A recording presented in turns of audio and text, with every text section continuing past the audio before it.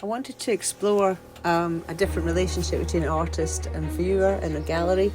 So instead of just creating a piece of artwork and then selling it, I wanted to thinking about that value exchange between the artist and the person who consumes or enjoys the artwork.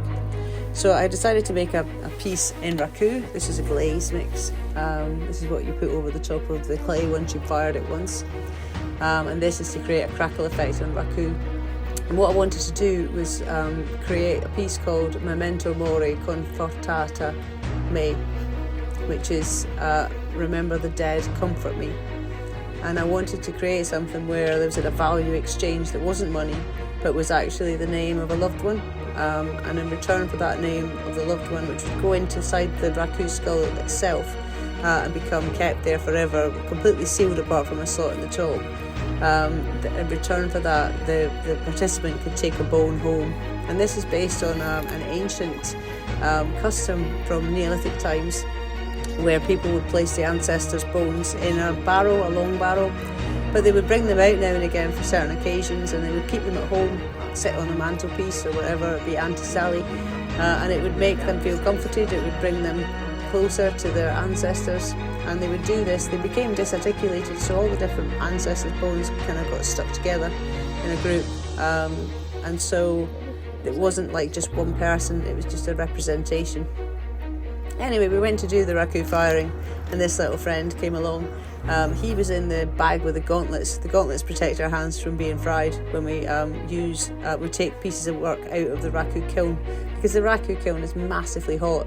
It's usually about 1,000 degrees when we take work out. Yes, Roz is explaining and showing you the damage the mouse has done. But he was a very cute field mouse, and so we did escape him into the garden.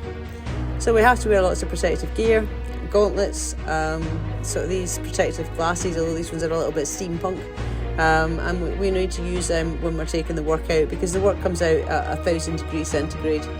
And then once it comes out, we put it in a bucket of combustibles, and it goes on fire. And this thermal shock from coming out of the kiln and into a bucket of basically raw stuff creates cracking within that glaze mix that we saw earlier. Here it is going in. It goes on fire, that blackness, the carbonisation goes into the cracks and creates that crackle effect you get with the Raku effect. And then basically you have to starve it from oxygen. Once you've got a good flame going, you starve it of oxygen, and that will basically create the effect that you get at the end. This effect here of the crackling. And I thought this would be a really good representation of the ancientness of the skull and the ancientness of the bones.